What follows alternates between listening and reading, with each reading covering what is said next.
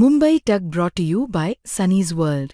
Pune's Pride Sunny's World, Life in Funshine. Resort weddings, events, restaurants, adventure wellness. Sunny's World, perfect destination for every occasion. नमस्कार, मी अभिजित करंडे. मुंबई तकमध्ये आपल्या सर्वांचं स्वागत आहे. आपल्यासोबत आहेत राष्ट्रवादी काँग्रेसचे नेते आणि आमदार रोहितदादा पवार. दादा, तुम्ही आज खरं तर इलेक्शन कमिशनर्सना भेटायला गेलेला होता, पण त्या सगळ्या मुद्द्यावर येण्याआधी सगळ्यात जास्त जी चर्चा झाली ती तुमच्या या भेटीगाठींपेक्षा दिल्लीतल्या भेटीगाठींची जास्त चर्चा झाली. ज्या भेटीगाठींमध्ये तुम्ही पंतप्रधान महोदयांना पण भेटलं, काय झालं भेटीमध्ये? नाही, एक तुम्ही आपण सगळ्यांनी समजून घेतलं पाहिजे की दिल्लीमध्ये माझी जी बहीण आहे रेवती, म्हणजे सुप्रिया त्यांची मुलगी, तिचा रिसेप्शनचा कार्यक्रम होता. म्हणजे ज्या लोकांना मुंबईला येता नाही आलं अशा लोकांना दिल्लीमध्ये बोलवण्यात आलं होतं, विनंती करण्यात आली होती. त्यात मग पंतप्रधान साहेब असतील, अमित शाह साहेब असतील, परत एकदा राहुल गांधीजी असतील, मग प्रियंका ताई असतील आणि इतरही सर्व या पक्षाचे त्या पक्षाच्या लोकांना. आता तिथे पवार परिवारातला एक व्यक्ती म्हणून तिथे येणाऱ्या लोकांचं स्वागत करणे ही आपली परंपरा आहे आणि ते आम्ही तिथं करत होतो. आणि ते करत असताना मग तिथे सगळेच नेते आले, सगळ्यांना भेटलो, राहुल गांधीजींपासून सगळे. पंतप्रधान साहेब आल्यानंतर एक वेगळा प्रोटोकॉल असतो, तर मग सगळं पॅक केलं जातं, SGP आणि हे ते सगळं. आणि मग त्यावेळेस तिथे सगळ्यांचंच मत होतं की पंतप्रधान साहेब येत आहेत, एक फॅमिली फोटो येतोय, तर पवार म्हणून पवार परिवारातला माझ्या जनरेशनचा सगळ्यात मोठा एक वयाली एक व्यक्ती म्हणून तिथं मला बोलवलं. आणि मग आम्ही सगळ्या भावनांमध्ये तुम्ही मोठ्या आहात. वयाली मी मोठा आहे. आणि मग तिथे मी होतो, जय होता, युगेंद्र होता आमच्यातून, आणि मग आमच्या पत्नी होत्या सगळ्यांच्या वेगवेगळ्या. आणि मग तिथे आम्ही गेलो आणि मग तिथं जात असताना जेव्हा पहिल्यांदा जय गेला असेल, नंतर युगेंद्र गेला असेल, मी होतो. आता अचानक पंतप्रधान साहेबांनी क्या रोहित भाई, आणि ते सगळं जे संभाषण होतं ते सगळं म्हणाले काय पंतप्रधान? तुम्ही बराच वेळ ते काहीतरी बोलत होते, तुम्ही काहीतरी वेगळ्या वेगळ्या सामाजिक विषयांवर चर्चा झाली. राजकीय एक सुद्धा शब्द तिथं न त्यांनी घेतला, न मी घेतला नाही. त्याच्यात विषय सुरू झाला असा की एकतर मला नावाली ओळखलंय आणि म्हणाले की आप इतना गुस्सा क्यों करते हो. मैं बोला साहब हम विरोध में है, तो गुस्सा तो या सरकार के खिलाफ तो हम बात करेंगे. तो त्यांनी विचारलं की आपकी पत्नी कहाँ पे या बीवी कहाँ पे. मैं बोला यहाँ पे. तो फिर कुंती तिथं आली आणि मग कुंतीला म्हणाले इनको बोलो जरा हंसा करो, हम जब भी इनको देखते हैं तभी गुस्से में ही रहते हैं. मग हे झालं, थोडंफार त्याच्यावर चर्चा झाली आणि मग इतर विषयांवर आमचं बोलणं झालं. एकदा भेटलो, परत एकदा अजून एक फोटो काढत असताना मग परत दुसरा विषय झाला. त्यामुळे अराजकीय विषयांवर आमची चर्चा झाली. महत्त्वाचं काय आहे की एकतर पंतप्रधान कुणी असलं तरी त्या पदावर जाणं सोपं नसतं. कष्ट करावे लागतात, वेगवेगळ्या गोष्टी कराव्या लागतात, ताकद गोळा करावी लागते आणि मग तुम्ही पंतप्रधान होता. आणि माझ्यासारख्या साध्या कार्यकर्त्याचं, नाहीतर एक आमदार महाराष्ट्रातून एक जो या सरकारच्या विरोधात बोलतोय याची दखल नाही तर त्याचं नाव तर पंतप्रधान साहेबांना माहीत असेल, त्याचा अर्थ मी योग्य दिशेने चाललोय. तुमच्या घरच्यांची पण हीच तक्रार आहे, त्यांनी सांगितलं. नाही, आता माझ्या पत्नीचं पण तेच मत आहे, माझ्या आईवडिलांचं मत आहे की मी सरकारच्या विरोधात बोलत असताना मोठ्या मोठ्या लोकांवर ठीक आहे मुद्देसूद बोलत असलो तरी पंगा सगळ्यांबरोबरच घेतोय. आणि मग पंगा घेत असताना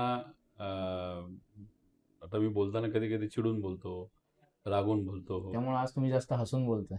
नाही, आज असंच. आता पंतप्रधानांनी सांगितल्याचा परिणाम आहे की आता मीडियामध्ये जसं तुम्ही प्रामाणिक पत्रकारिता करता आणि मी राजकारणामध्ये प्रामाणिक राजकारण करतो, त्यामुळे एकाच विचाराचे दोन वेगळ्या सेक्टरची लोक एकत्रित आल्यानंतर, आणि हे अशी लोक आपल्यासारखी लोक तशी फार कमी आहेत, त्यामुळे अशी लोक एकत्र आल्यावर थोडं हसणं नाहीतर एक समाधान वाटणं, त्यामुळे कदाचित मी आता हसत जास्त असेल. पण आज आता मी परत राजकीय विषयांकडे येतो की तुम्ही आल्यानंतर पहिल्यांदा सगळ्यात गेल्या 3-4 दिवसांमध्ये इन्फ्रास्ट्रक्चरचा प्रश्न खूप गाजतो आहे, मी त्याच्याकडे येतो. पण आज तुम्ही का गेला होतात? म्हणजे तुम्हाला चोक्लिंगम साहेबांना काय सांगायचं होतं, काय अडचण? आज तर शेवटची तारीख होती आणि तुम्हाला माहिती आहे काही दिवसांपूर्वी जेव्हा सरची प्रक्रिया राबवली, SIR ची प्रक्रिया आता या महाराष्ट्रामध्ये सुरू आहे. एकतर इलेक्शनला अजून 3 वर्ष आहेत, तरी त्यांनी आता थोडीशी घाई केली असं आम्हाला वाटतं, पण ठीक आहे, प्रक्रिया सुरू झाली. त्याच्यात काही दिवसांपूर्वी जेव्हा सर्व पक्षातले पदाधिकारी त्यांना भेटले होते त्यावेळेस जो आकडा बाहेर आला होता तो 1,80,00,000 लोकांचं नावं हे वगळण्यात आली असा तो आकडा तिथं आला होता. आज आम्ही जेव्हा गेलो की तेव्हा आम्हाला कळालं की 2 कोटी लोकांची नावं वगळली. म्हणजे करीबन 9,76,76,00,000 मतदार होते आपल्या महाराष्ट्रामध्ये. आता 7 कोटी काही ते 60 लाखावर तो आकडा तिथं आलेला आहे. त्याच्याचबरोबर ह्या 7,60,00,000 जो आता फायनल झाला, 2 कोटी वगळले, तर त्याच्यात सुद्धा उद्या जाऊन मॅप्ड, अनमॅप्ड, संदिग्ध अशी वेगळी यादी काढली जाणार आणि त्यातून सुद्धा काही लोकांचं नाव कमी होणार. तुमच्याकडे मतदारसंघामध्ये काय अनुभव आहे? SIRची प्रक्रिया कशी झाली? नाही, ग्रामीण भागामध्ये काही प्रमाणात काही गोष्टी करायला थोड्याशा मर्यादा नक्कीच आहेत. पण शहरी भागामध्ये मोठ्या प्रमाणात नावं वगळण्यात आलेली आहे. हे बघा, आमचं काय मत आहे की SIRचा जो मेन हेतू असेल की समजा कोणी मृत्युमुखी पडला असेल, जो मतदारच नाही आहे, नाहीतर जो शिफ्ट झाला आहे, जो स्थलांतरित झाला आहे, परमनंटली असेल, तर त्यांची नावं जर काढली जात असतील तर ठीक आहे, ओके. पण प्रॉब्लेम काय आहे की वरच्या लेवलला ही चर्चा करायला सगळं ठीक आहे. पण खाली जेव्हा या गोष्टी राबवल्या जात आहेत तेव्हा भाजपच्या प्रत्येक कार्यकर्त्याच्या मोबाईलमध्ये एक सॉफ्टवेअर आहे. त्या सॉफ्टवेअरमध्ये आपला, विरोधक आणि संदिग्ध असं 3 कॅटेगरीज आहे.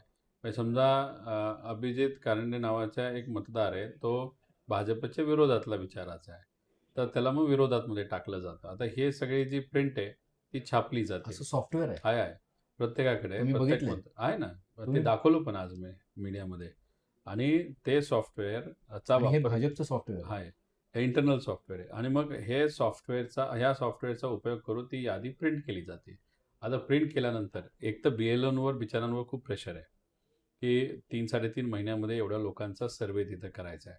आता या प्रेशरमध्ये काय झालंय की खरं रूल काय म्हणतो, घरी जावा, चेक करा, मतदारांशी बोला आणि तिथून ती एंट्री मारा. पण आत्ता काय चाललंय, कुणीच घरी जात नाही. आता बऱ्यापैकी लोक कॅम्प लागतात नाही कॅम्प लागतात पॉलिटिकल पार्टीच्या ऑफिसमध्ये, नाहीतर टेबल सर्वे ज्याला आपण म्हणतो, बरोबर. म्हणजे एकाच जागेवर बसून सगळा सर्वे करायचा. म्हणजे तुम्ही जी माहिती द्याल ओके करायची, असं काहीतरी आता सुरू मोठ्या प्रमाणात आहे. जर तुम्ही घरी जाऊन चेकच करणार नसाल आणि भाजपचे कार्यकर्ते ही जी यादी आहे सॉफ्टवेअरमधून आलेली त्याचा उपयोग करून जी नावं कमी झाली आहेत ती भाजपच्या विचाराची आहेत का, तो हो, तर मग कमी झालेत, मग त्याला लागणारे डॉक्युमेंटेशन रेग्युलराईज करायला हे त्यांनी करून घेतलं. जर मायनस झाली आहेत, नामं कमी झाली आहेत, ते भाजपच्या विरोधातले आहेत का, ठीक आहे, जाऊ दे, काय प्रॉब्लेम नाही. तुमचा असा आरोप आहे की ह्या सॉफ्टवेअरच्या मदतीनं भाजप या याद्या ज्या आहेत ते मॅन्युप्युलेट करते, कारण हा खूप गंभीर आरोप आहे. मग कारण असं की ह्या सगळ्या प्रक्रियावर हे तुम्ही बघा, प्रश्नचिन्ह ठीक आहे, मी केलंय. बोलतो असं नाही. कलेक्टर नासेक असेल, यांनी सुद्धा म्हणजे शिंदे गटाचा एक कॅम्प चालू होता, पुण्यात एक भाजपचा कॅम्प चालू होता, ठाण्यात एक तुमच्या कॅम्प पक्षाने चालू का होता. नाही लावले काय? नाही, कसं हे संविधानाच्या विरोधात आहे, हे चुकीचं आहे. आता आम्ही तिथं संविधानाच्या विचाराने जातो, कॅम्प करणं योग्य नाही. कारण असं स्पेसिफिकली सांगितलेलं आहे की घरी जायचं मतदाराच्या आणि मग करायचं. हे लिहिलं असेल तर आता ह्याच्या विरोधात आम्ही कॅम्प कसे लावू? त्यामुळे हे जे काय चाललंय ना सत्ताधाऱ्यांकडनं सुरू आहे. आता त्यामुळे आमचं असं मत आहे की आता भाजप घाबरलेला आहे. त्यांना माहिती आहे की युवा त्यांच्याबरोबर राहिला नाही. कशाला त्यामुळे भाजप? त्यांच्याकडे एवढे सगळे खासदार आहेत आज देशामध्ये, ठीक आहे ना. 300च्या वरती खासदार नाही, आहेत आज खासदार आहेत. 350च्या पेक्षा नाही, जास्त. 200-300च्या खाली आहेत सगळे मिळून. 293 NDA. त्यांचे, एनडीएचे हा. जवळपास 350च्या वरती आहेत. बरोबर आहे ना, पण आता डिलिमिटेशन कायदा पास करायला गोची झाली ना त्यांची. विषय असा आहे की त्यांना परत सत्तेत यायचं असेल तर आता त्यांना जाणवायला लागलं की युवा त्यांच्या विरोधात आहे. काही केलं तरी युवा ट्रोल करतोय, रस्त्यावर उतरतोय. त्यामुळे त्यांच्याकडे पर्याय काय की SIR प्लस डिलिमिटेशन असं कॉम्बिनेशनवर त्यांना 2029चं इलेक्शन लढायचंय आणि काही प्रमाणात जिंकायचंय. हे त्यांचा शेवटचा केविलवाला प्रयत्न असावा असं आमच्या सगळ्यांचं मत आहे. त्यामुळे SIR मध्ये आमच्या सगळ्यांच्या मागण्या, आज मी काय राजकीय भूमिका घेतली नाही, पण तिथं जे पत्र दिलं त्याच्यामध्ये काही ट्रान्सपरन्सी आणण्यासाठी ज्या ज्या गोष्टी तुम्हाला करता येतील त्या तुम्ही केल्या पाहिजे असं आम्ही तुम्ही त्यांना सांगितलं. सरकार असं आहे की पंतप्रधानांनी लाल किल्ल्यावरून सांगितले की एका पद्धतीनं काही तरुण जे आहे ते चिथावणी करण्याचा प्रयत्न करतात. CJPच्या माध्यमातून असेल किंवा बाकीच्या सगळ्या गोष्टी असेल, त्यांनी त्यातला एक टर्म पण वापरली, नक्सली दिमाग. की अशा पद्धतीचे लोक जे आहेत ते देशामध्ये, त्यांचं असं म्हणणं आहे की आम्ही देशातल्या तरुणांसोबतच आहोत, आम्ही विकासाच्या दिशेनेच चाललोय. पंतप्रधान असं म्हणाले की देशाचा तरुण जो आहे त्याच्यामध्ये असीम शक्ती आहे, हा त्यांचा शब्दप्रयोग आहे. आणि त्या शक्तीचा वापर करून आपण काय म्हणू आपण त्याला, महाशक्ती होण्याकडचा आपला प्रवास आहे, विश्वशक्ती होण्याकडचा आपला प्रवास आहे, त्याच्यामध्ये अडथळे टाकण्याचा प्रयत्न करतोय. विरोधक पण त्याला खतपाणी घालतात. बघा, युवकांकडे त्यांनी म्हणजे भाजपली आजपर्यंत मतदार म्हणून बघितलेला आहे आता कार्यकर्ता म्हणून बघितलेलं आहे. त्यांना नोकरी देणं, त्यांना चांगलं शिक्षण मिळणं, त्यांच्या अडचणी सोडणं. जेव्हा एखादा पेपर होत असेल, नाहीतर नीटपासून कुठलाही असू दे, त्यात चुकीच्या गोष्टी होत नाही का हे बघणं, ही सरकारची जबाबदारी आहे. पण काय झालंय, की कुणीच त्यांच्या विरोधात बोलायचं नाही अशी त्यांची भूमिका आहे. जे लोकं त्यांच्या विरोधात बोलतात ते सुरुवातीला अर्बन नक्सलाईट झाले आणि आता दिमागी नक्सलाईट म्हणजे विरोधक जो कुणी असेल, जो सरकारच्या विरोधात रस्त्यावर उतरतोय आणि जो बोलतोय, तो दिमागी नक्सलाईट. म्हणजे आम्ही सुद्धा दिमागी नक्सलाईट झालो, कारण आम्ही सरकारच्या विरोधात लढतोय. त्यामुळे हे बघा, लाल किल्ल्यावरनं भाषण देत असताना देशाला कसं तुम्ही पुढे घेऊन जाणार आहात? आता तुम्ही विश्वगुरू आपल्याला म्हणतो, पण आसपासचे देशच आपल्याबरोबर नाहीत अशी परिस्थिती आहे. बघा असं आणि की तुम्ही चायना तुमच्या पाकिस्तानला विमानं देते, ड्रोन देते, त्यांच्या विरोधात तुम्ही बोलत नाही. चायनाच्या विरोधात एखादा पिक्चर, मूव्ही जेव्हा काढला जातो, तेव्हा तुम्ही त्यांना सांगता, की मूव्ही बंद करा, चायनाच्या विरोधात काय बोलू नका. मग आपण चायनाला घाबरतोय का? एका बाजूला चायनाला घाबरतोय, एका बाजूला अमेरिकेला घाबरतोय. देश सगळ्यात मोठं इन्फ्रास्ट्रक्चर उभा करतोय. देश सगळ्यात म्हणजे भविष्यासाठी ज्या गोष्टी लागत आहेत त्या निर्माण करण्याचा प्रयत्न चालू आहे असं त्यांचं म्हणणं आहे, की रस्ते असतील, पूल असतील, बाकी सगळ्या गोष्टी असतील, की ज्याच्यामुळे रोजगार वाढेल, आपल्याकडे महामार्ग नवीन नवीन बनत आहेत. तर या सगळ्या दृष्टीने पुढे जाण्याचा प्रयत्न करत असताना एका पद्धतीनं ज्या वेळेला तुम्ही एकत्रित नाही आहात विरोधक, अशा वेळेला या सगळ्या गोष्टींचा वापर करून, म्हणजे आता ज्या व्हिडिओज वगैरे येतात त्याचा वापर करून तुम्ही एक वातावरण क्रिएट करायचा प्रयत्न करताय. कशाचा? कुठला व्हिडिओ? आता त्या मुलींचा व्हिडिओ आला, हा बघा, हे त्या सगळे सगळ्याचा वापर तुम्ही करताय, त्या सगळ्या मुवमेंटवर तुम्ही स्वार होण्याचा प्रयत्न नाही, करताय. असं कोण म्हणालंय? कोण व्यासपीठावर तिथे गेलं होतं सुरुवातीला? नंतर जेव्हा लाठीचार्ज झाला, तो लाठीचार्ज जेव्हा होतो तेव्हा कोणालाच पटत नाही. तेव्हा नागरिक म्हणून आम्ही व्यासपीठावर लाठीचार्ज झाल्यानंतर गेलो. महाराष्ट्रात पण बघितलं ना आपण, कोंडिवदेच्या मुलींचा व्हिडिओ आला, विरोधक त्याच्यावरती स्वार व्हायला बघायला लागले. कशावर? कोंडिवदेच्या त्या मुलींचा व्हिडिओ, रस्ता खोदल्याचा रस्ता व्हिडिओ आलेला, म्हणजे रस्ता नाहीये शाळेला जायला, त्या व्हिडिओचा असेल, चाकणचा प्रश्न असेल. स्वार होणं हा वेगळा विषय. पण जेव्हा लहान मुलं आता धाडस दाखवायला लागले, की त्यांच्या अडचणी बोलून दाखवायला लागले. काय अडचणी? नाही, रस्ते हा मोठा अडचण आहे ना. रस्ते खराब आहेत, शाळा खराब आहेत. त्याच्याच बरोबर जे रस्ते केले जातात, नाहीतर ज्याच्यावर तुम्ही इन्फ्रास्ट्रक्चर म्हणता, त्याच्यावर खर्च करून दुसऱ्याच दिवशी जर रस्ता वाहून जात असेल. आता देवेंद्र फडणवीस साहेबांनी गडचिरोलीमध्ये मोठा पूल बांधला. फोटो तुम्ही बघितले असतील. आता पुरात गेला वाहून तो. त्याच्याच बरोबर कट्टे जे होते, ते जेव्हा उद्घाटन केलं तेव्हा त्याला लोखंडी तिथं होते. कट्टे होते आणि आता ते लोखंडी कट्टेच दिसेना. मग ते त्यावेळेस लावले आणि लगेच काढले का वाहून गेले हे कोणाला माहिती. त्यामुळे हे बघा, इन्फ्रास्ट्रक्चर आहे बघा. भारतामध्ये पूर्वी 2014ला भारतावर जे म्हणजे देशावर जे लोन होतं ते काहीतरी 40-50 लाख कोटीवर होतं. आज आपण 230 लाख कोटीवर गेलोय. मी यासाठी पण हा प्रश्न विचारला, की महाराष्ट्रामध्ये तुम्ही पण अशा ठिकाणी भेटी दिल्या. चाकणचा जो प्रश्न आहे, तर तिथल्या उद्योजकांच्या याच्यासाठी सरकार म्हणतं की आम्ही ऑलरेडी एक प्लॅन तयार केलेला आहे, की ज्या प्लॅनच्या अनुसार पुढच्या काही काळामध्ये डिकंजेशन तिथलं करण्याचा प्रयत्न आहे. आणि उद्योगमंत्र्यांनी तर सांगितलं की कुठल्याही कंपनी कुठेही जात नाही. असं कोण म्हणलं? उद्योगमंत्र्यांनी सांगितलं. नाही, मग त्यांना म्हणा व्हाईट पेपर काढा ना तुम्ही. किती कंपन्या बाहेर गेल्यात, कशा गेल्यात, तुम्ही काढा ना, आम्ही पण काढतो. आता हे बघा, त्यात ते हे असेही बोलले की कुठलीच कंपनी जात नाही बाहेर. हो, बोलले ते. हे जे काही लोक बोलतायत ते कोणाच्या सुपीक डोक्यातून बाहेर आले. ते विसरूनच गेले की 15 दिवसापूर्वी 20 कंपन्या एकत्र येऊन प्रेस कॉन्फरन्स घेतली. आता ते प्रेस कॉन्फरन्स घेणाऱ्या कंपन्या काय आमच्या सगळ्यांचे आमच्या विचाराचे आहेत असं नाही ना. त्यांनी स्वतःहून तिथं प्रेस कॉन्फरन्स घेतली, मीडियाली ते लावून धरलं, आमच्यासारखे लोक कार्यकर्ते तिथं गेले. तो मुद्दा परत मोठा झाला. मंत्र्यांना रविवारी सुट्टीच्या दिवशी मंत्र्यांनी वेळ काढून तिथे गेले, तिथं बैठक घेतली. म्हणजे आता ह्या अडचणी अनेक वर्षांपासून आहे. नाशिकची मंत्री 6 वर्ष ते आहेत. आता तिथं आवाज उठवल्यानंतर त्यांना वेळ मिळत असेल तर 6 वर्षात काय हे इश्यू सॉर्ट आउट नाही झाले? का झाले नाही? तुमचं काय? नाही, काय आहे की MIDCच्या माध्यमातून मंत्री महोदयांना जे लँड ॲक्विजिशन वगैरे हे विषय ते जरा जास्त महत्त्वाचे तिथे वाटतात. ते विसरून जातात. ते काही MIDC मंत्री नाही आहेत, ते इंडस्ट्रियल मंत्री आहेत. इंडस्ट्री फक्त MIDCमध्ये असते असं नाही. MIDC बरोबर MIDCच्या आसपास नाही तर इतर ठिकाणी सुद्धा इंडस्ट्री आहे. काल जी मीटिंग त्यांनी घेतली ती MIDCच्या आत घेतली. पण बाकी इंडस्ट्रियल इस्टेटला जे प्रॉब्लेम्स आहेत, लाईट वेळेवर मिळत नाही, फ्लक्च्युएशन मोठ्या प्रमाणात होते, महाग लाईट होत चालली, तर रस्ते खराब आहे, रस्ते साधे ग्रामपंचायतकडनं दिले गेले नाहीत. तर या विषयांवर चर्चा दुर्दैवाने तिथं झाली नाही.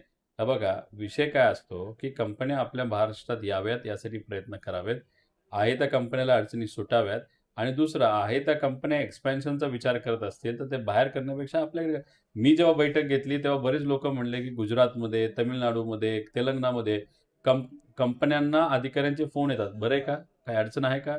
आणि इथे महाराष्ट्रामध्ये अडचण आल्यानंतर आम्हाला डोकं फोडावं लागतं. या डिपार्टमेंटच्या पुढं, त्या डिपार्टमेंटच्या पुढं. नंतर मग कुठेतरी हालचाल तिथं काही प्रमाणात होते. आता एक प्रश्न दुसऱ्या बाजूने असंही उपस्थित केला जातो की बघा आपलं पीडब्ल्यूडीचं बजेट 27,000 कोटीचे आहे. AIBचे रस्ते असतील, NDBचे रस्ते असतील, MSRDCचे रस्ते असतील, असे सगळे 1,00,000 कोटी रुपये जवळपास रस्ते आणि इन्फ्रास्ट्रक्चर उभारणी आणि मेंटेनन्सवर खर्च होतो. माझा प्रश्न असा आहे की नाशिक असेल किंवा नाशिकची पण दुरावस्था झाली, तिथं पण कुंभमेळा होणार आहे. इथं चाकण आहे, आपण गोवा हायवे बघतोय, आपण बेंगलोर हायवे बघतोय कोल्हापूरपर्यंत, आपण संभाजीनगरला जाणारा रस्ता बघतोय, नगर रस्ता बघतोय. म्हणजे एकही रस्ता असा नाही. पण दुसऱ्या बाजूने असं विचारलं जातं की अरे कॉन्ट्रॅक्ट्स तर दिले जात आहेत, कंत्राट दिले जात आहेत, कंत्राटदार जर काम करत नाहीये नीटपणे, दर्जेदार काम करत नाहीये, तर तुम्ही मंत्र्यांना आणि एकूण व्यवस्थेला अशा पद्धतीनं जबाबदार का धरताय? मंत्री थोडी जाऊन काम करणार आहे, असा युक्तिवाद केला जातो. उदाहरण सांगतो. उत्तर प्रदेशमध्ये एक नॅशनल हायवे झाला. 8 पदरी रस्ता आहे. नॅशनल हायवे आहे. त्याला बांधायचा प्रति किलोमीटर बांधायचा, लँड ॲक्विजिशन वगैरे नाही. बांधायचा खर्च आला 40 कोटी. 40 का 45 कोटी प्रति किलोमीटर. शक्ती मार्ग जो आता शक्तीपीठ मार्ग जो आपल्या महाराष्ट्रात केला जातोय, तो आहे 6 पदरी. म्हणजे उत्तर प्रदेशचा 8 पदरी. नॅशनल हायवे केला. आपला आहे 6 पदरी. तर 8 पदरी मोठा का 6 पदरी मोठा? 8 पदरी मोठा. तर तिथं 40 असेल तर आपल्याकडे 35 झाला पाहिजे, 38 झाला पाहिजे. नाही ठीक आहे 40 झाला पाहिजे. तोच रस्ता आपल्याकडे आज प्रति किलोमीटर 90 कोटीला होणार आहे. म्हणजे करीबन 40 ते 45 कोटी अतिरिक्त एका किलोमीटरला आपल्याला लागतात. आणि किती किलोमीटर रस्ता आहे? तर 800 किलोमीटरचा रस्ता आहे. म्हणजे किती झाले? 72,000 कोटी. नाही अतिरिक्त किती झाले? अतिरिक्त डबलच झाले ना, किंमतच डबल झाली. हा म्हणजे ते 32,000 कोटी अतिरिक्त झाले. मग जेव्हा तुम्ही अशा पद्धतीने पैसा काढत असाल, भ्रष्टाचार करत असताल, काम ठराविक लोकांना तिथं देत असताल, PWD विभागाला कामच देत नाही आता. MSIDC विभाग त्यांनी वेगळा काढला. MSRDC होता, MSIDC काढला. आणि त्यांनी काय केलं, छोटे छोटे रस्ते एकत्रित करून 100 कोटी 150 कोटी. म्हणजे कॉन्ट्रॅक्टरला पूर्वी 1 कोटी 2 कोटीचं काम मिळून तो कॉन्ट्रॅक्टर समजा मलिदा नाही तर करप्शन नेत्याला देत असताना 100 लोकांना भेटायला लागत होतं. आता फक्त 5-6 लोक भेटतात. क्लब करतायत आणि मोठा भ्रष्टाचार आहे. आता तुम्ही पवित्र कुंभ खराब क्वालिटीचं काम. आता तुम्ही लिंक जी झाली आपली मिसिंग लिंक, ते पडायचं कारण काय होतं? व्हायलाच नको पाहिजे होतं. एवढा मोठा खर्च 6-7 हजाराचा तुम्ही कोटीचा तिथं केलेला आहे. आणि तिथं अशा गोष्टी, रस्ते खराब, गाडीला जाताना असं वाटतं की जसं की बम्पिंग होतं तिथं. आता नवीन रोड असेल तर सरळ नीट करायला काय हरकत आहे? आता नाशिकमध्ये तुम्ही जेव्हा बघता तिथं पवित्र महाकुंभ होणार आहे, देवाचंच काम. आता पवित्र अयोध्यामध्ये 1500 कोटी खाल्ले हे तुम्हाला सगळ्यांना माहिती आहे, आपल्याला माहिती आहे. आता तुम्ही उज्जैनमध्ये लँड स्कॅम झाला, मुख्यमंत्र्यांनीच केला. आता इथे जे 30-32 हजार कोटीची कामं केली जातात ती एका सर्कलमध्येच नाही तर चेन करून, कार्टलायझेशन करून तिथं कामं दिली गेली. काही दिवसांपूर्वी 500 कोटीचं तुम्हाला माहिती आहे की चुकीच्या पद्धतीने कॉन्ट्रॅक्ट दिले गेले. हे सिद्ध झालं. आता त्याला बक्षीस म्हणून जी व्यक्ती बघत होती, म्हणजे महाजन साहेब हे बघत होते, त्यांना पालकमंत्री आता केला आज. म्हणजे तुम्ही देवाच्या इथं भ्रष्टाचार करा, पैसा खा, आणि तुम्हाला जे काही प्रलंबित तुमच्या मागण्या आहेत, जसं की पालकमंत्री तुम्हाला व्हायचं होतं तुम्ही व्हा. असंच कुठेतरी आता या राज्य सरकारमध्ये असणारे जे मुख्यमंत्री असतील ना, हे सरकार असेल. तुमचा अनुभव काय? तुमच्या मतदारसंघामध्ये पण रस्ते होत असतील ना, कशा पद्धतीने होतात? पुण्यश्लोक अहिल्यादेवी होळकरांच्या इथं विकास आराखडा व्हावा अशा सगळ्यांच्या मागण्या होत्या. तिथं 2 रस्ते दिले गेले. ते रस्ते ज्या पद्धतीने दिले गेलेत ना, 5.6% अबाव एक रस्ता आणि दुसरा रस्ता 5.6 अबाव, दोन्ही एकालाच मिळालेले आहेत. त्यात सुद्धा यालाच काम द्यायचं नाही तर दुसऱ्याला द्यायचं नाही, हे झालंय ना. हे जेव्हा आम्ही नाशिकचा मुद्दा काढणार आहोत भ्रष्टाचाराचा, तेव्हा आम्ही कर्जत जामखेडचा सुद्धा एक महत्वाचा मुद्दा त्या ठिकाणी काढणार आहोत. काय रस्त्यावर जर खड्डे पडायचे नसतील तर काय व्हायला पाहिजे? कारण तुम्ही दुसऱ्या टर्मचे आमदार आहात, युवक आमदार आहात, लोकांना फार अशा अपेक्षा आहे. आता जेन अल्फा ही लोक सुद्धा, म्हणजे दुर्दैवानं काल तर रस्त्यावर घसरून लोक पडली. तुम्ही जर बघितलं असेल नाशिकचा व्हिडिओ, त्र्यंबकेश्वर तालुक्यातला, घसरून रस्त्यावरती चिखल झालं, त्याच्यावर घसरून लोक पडली आणि अपघात झाले. नाही, तसंच चाकणमध्ये सुद्धा मी गेलो, त्याच्या आदल्या दिवशी 2 मुलं मोटरसायकलवर चालले होते, चिखलात घसरले, पडले आणि मागून मोठा कंटेनर होता, तो कंटेनर त्यांच्या अंगावरनं गेला, ते मेले. म्हणजे आता मरणारे कोण आहेत? मोटरसायकलवाले, गरीब आहेत. चर्चा काय, 1-2 बातम्या येतील, विषय संपला. त्यामुळे काय आहे बघा, क्वालिटीचं काम करत असताना तुम्ही त्याच्यातून 20% जर घेतलेच नाहीत, तर कॉन्ट्रॅक्टर चांगलंच काम करेल ना. पण आत्ताचा जो रेट चालू आहे, तो खूप मोठा चालू आहे, खूप महाग झालाय. आणि त्याच्यात पूर्वी रस्ते मायनसमध्ये जायचे. आज रस्ता मायनसमध्ये नाही, प्लसमध्येच चाललाय. त्यामुळे एखादं एस्टिमेट करत असताना, समजा तुम्ही तुमचं घर बांधताय, तुम्ही स्वतः व्यक्तिगत एस्टिमेट करा, 10 बाय 10चं खोलीचं 10 लाखाचं येईल आणि सरकारी रेटप्रमाणे ते 15-20 लाखाचं येतं, एस्टिमेटच येतं. त्यामुळे जे 18 लाखाचं, समजा गव्हर्नमेंटचं 18 लाख, तुमचं 10 लाख, अपेक्षा काय असते? 18 लाख असेल तर जे कॉन्ट्रॅक्टर काय म्हणतील, 10 लाख बेसिक खर्च आहे, तर गव्हर्नमेंटचे स्टँडर्ड घेऊन 12 लाखापर्यंत तो खर्च जाईल. तर 12 लाखावर 1 लाख मिळाला तरी खूप झालं. तर मग 18 लाख मायनस असं टेंडर जायचं. आता काय चाललंय, 18 लाख हा झाला एस्टिमेट, जो ऑलरेडी मार्केटपेक्षा जास्त असतोच. त्याच्यावर प्लस 5%, 10%, 20% आणि MSIDCचा जर तुम्ही अभ्यास केला तर त्यात 14% प्लस गेलेले आहेत. तुम्ही सरकारवर थेट टक्केवारीचा आरोप करताय, गंभीर आरोप आहे. हो ना, 100%. मग पैसे कोण, कॉन्ट्रॅक्टर घेतात पैसे, कोण कॉन्ट्रॅक्टर पैसे जे पैसे काही जात आहेत कुणाकडे, हा बघा, माझा थेट जेव्हा प्रश्न. तुम्ही प्लस एखादं टेंडर जातं, तेव्हा डेफिनेटली तिथं कार्टलायझेशन केलं जातं. आणि ते कार्टलायझेशन जे होतं ना, आता समजा मी काही दिवसांपूर्वी तुम्हाला CETचा मुद्दा घेतला. ज्या कंपनीला तिथे टेंडर मिळालेलं आहे सॉफ्टवेअरचं, तिच्या स्वतःच्या नावावर 6 कंपन्या आहेत आणि महाराष्ट्र सरकारमध्ये जे काही सॉफ्टवेअरचे टेंडर होतात, त्या 6च कंपनी तिथं बीड करतात. आणि मग त्याच्यात एका कंपनीला 1 टेंडर मिळतं, त्याच मालकाच्या दुसऱ्या कंपनीला दुसरं टेंडर मिळतं. ह्याला आपण कार्टलायझेशन म्हणतो. आणि हे कार्टलायझेशन MSIDC, MSRDC, PWD याच्यात मोठ्या प्रमाणात केलं जातं. हाच तर मुद्दा आहे.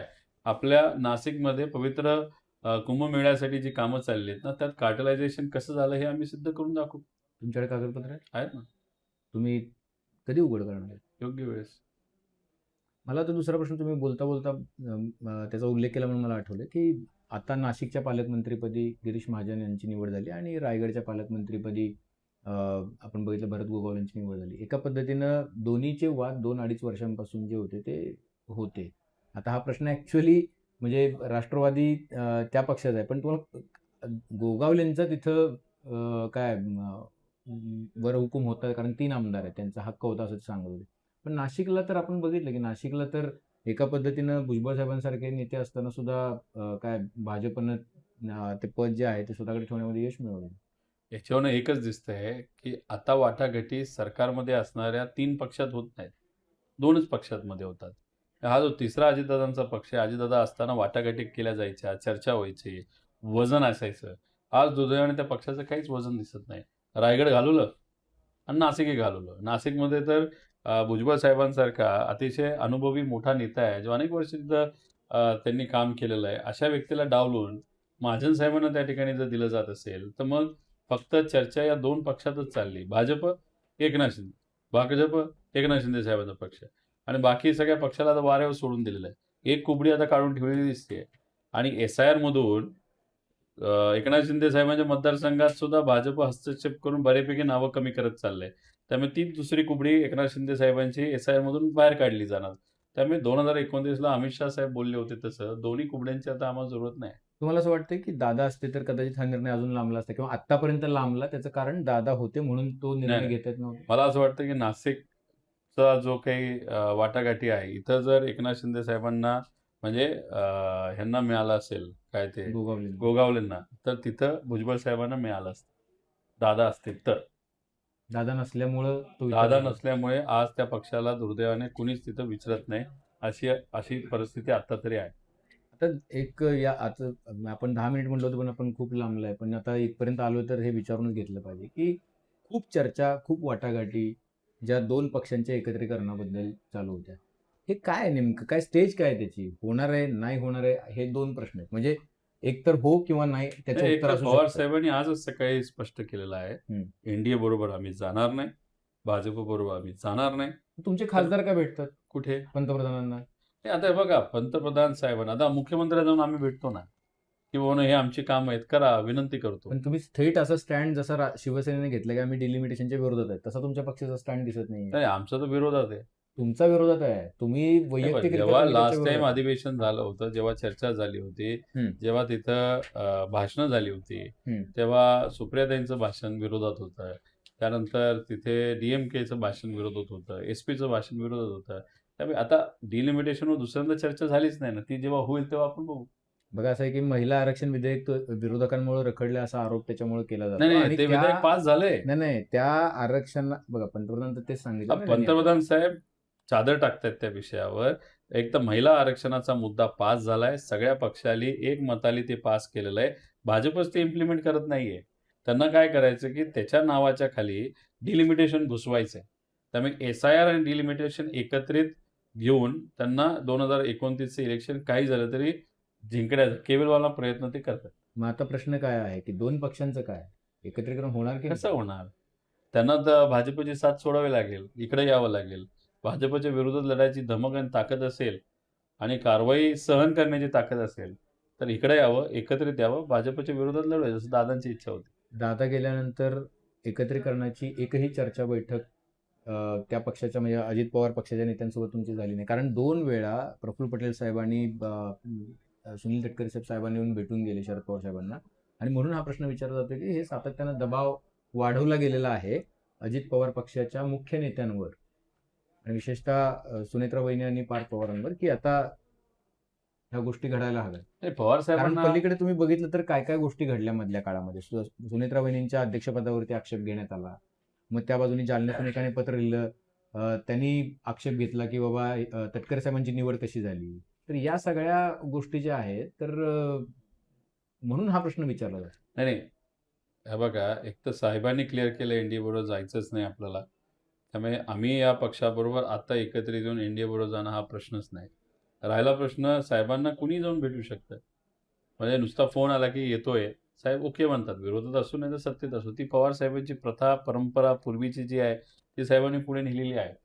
कुटुंबामध्ये काही चर्चा झाली नाही परत कशाच्या बाबतीत? एकत्र नाही, मी तर येण्याच्या स्पष्टपणे बोललोय. माझं मत आहे डिलिमिटेशनच्या विरोधात बोललो बाहेर. आसाममध्ये जो उत्मात केला डिलिमिटेशनच्या नावावर, तो जर महाराष्ट्रामध्ये या देशामध्ये झाला तर संविधान राहूच शकत नाही, आरक्षण राहू शकत नाही, काहीच या देशात राहू शकत नाही, अराजकता माजू शकते. त्याच्यामुळे विरोधातच भाजपच्या आपला स्टँड असला पाहिजे हे तुम्ही पक्षाच्या फोरमवर मांडले. नाही, मी आता ओपनली मांडले, पक्षाच्या फोरमवर मांडले. मी माझी भूमिका स्पष्ट केलेली आहे की भाजप आणि एनडीएच्या विरोधात आपल्याला राहावं लागेल आणि वारं बदलतंय आणि याच्यात आपण जर अशी संभ्रमाची भूमिका घेतली, इकडं पण नाही तिकडं पण नाही, पक्ष कमकुवत होऊ शकतो. त्यामुळे पवार साहेबांनी जी आज भूमिका घेतली, याच्या आधी सुद्धा घेतली, आम्ही सुद्धा घेतली, हीच भूमिका आज योग्य आहे कार्यकर्त्याला सांगायला की बाबांनो, आता दुसरा ऑप्शन कुठलंच आपल्याकडे नाही, आपल्याला फक्त एकच ऑप्शन आहे, रस्त्यावर येऊन लोकांच्या हितासाठी लढायचं. आणि मग त्यासाठी तुमचे 8ही खासदार आणि 10ही आमदार एकत्र आहेत. नाही, राहणार ना. आता एकतर आमदारांचा विषयच येत नाही डिलिमिटेशनचा. राहिला प्रश्न खासदारांचा, खासदार एकत्र आहे, कुठेही जात नाहीये कोणी, नाही जाणार. कुठल्याही पक्षाच्या काय आकर्षणांना किंवा काय प्रलोभनांना कोणीही बळी पडत नाही, ज्यांना डिलिमिटेशन करायचं असेल भाजपला तर नक्कीच प्रत्येक खासदाराला कॉन्टॅक्ट करण्याचा प्रयत्न त्या ठिकाणी केला जाईल. पण करून सुद्धा आमचे खासदार जाणार नाहीत असा आम्हाला विश्वास आहे की साहेबांना बघून लोकांनी त्यांना मतदान त्या ठिकाणी केलेलं आहे. पवार साहेब या वयामध्ये म्हणजे 82 वय त्यावेळेस तिथं होतं, त्यावेळेस स्वतः आरोग्याला अडचण असताना सुद्धा प्रामाणिकपणे जाऊन प्रचार केलेला आहे. मग हे सगळे निवडून आलेले आहेत. त्यामुळे या सगळ्या गोष्टीची जाण हे जे सगळे खासदार आहेत ते 100% ठेवतील असा आम्हाला विश्वास आहे. जाता हा प्रश्न बऱ्याचदा विचारला, पण शेवटचा प्रश्न आहे की मग असं का आहे की केवळ रोहित पवारच विरोधात बोलताना फिरताना लोकांमध्ये जाताना दिसतात, राष्ट्रवादीचे इतर नेते जे आहेत ते रस्त्यावरच्या लढाईमध्ये दिसत नाहीत. म्हणजे चाकणमध्ये काय झालं तर रोहित पवारच जातात, नाशिकमध्ये काय झालं रोहित पवार दिसतात, सगळ्या ठिकाणी विद्यार्थ्यांच्या प्रश्नावरती प्रेस कॉन्फरन्स रोहित पवार घेतात. पण या पक्षाचे बाकीचे जे नेते आहेत, मी नाव घेऊ इच्छित नाही, पण बाकीचे जे नेते आहेत, आमदार आहेत, ते मात्र पुढे येऊन तितकी प्रभावी भूमिका का पार पाडत नाही. आणि ज्येष्ठ नेते बऱ्यापैकी जनरेशन गॅप आहे, त्यांची स्टाईल वेगळी, माझी स्टाईल वेगळी. तुमचा संपर्क आणि संवाद आहे का पक्षातल्या नेत्यांशी? का रोहित पवारांनी एक झेंडा हातात घेऊन त्यांनी काय पुढं मार्गक्रमण केलेलं आहे, मागे बघितलेलं नाहीये. नाही, विषय काय आहे, की जिथं कुठं लोकांना अडचणी आहेत, तिथं गेलंच पाहिजे, भेटलंच पाहिजे, असं पवार साहेबांनी स्वतः सांगितलेलं आहे. आता कांद्याचं आंदोलन करताना अध्यक्ष पण आमच्याबरोबर होते.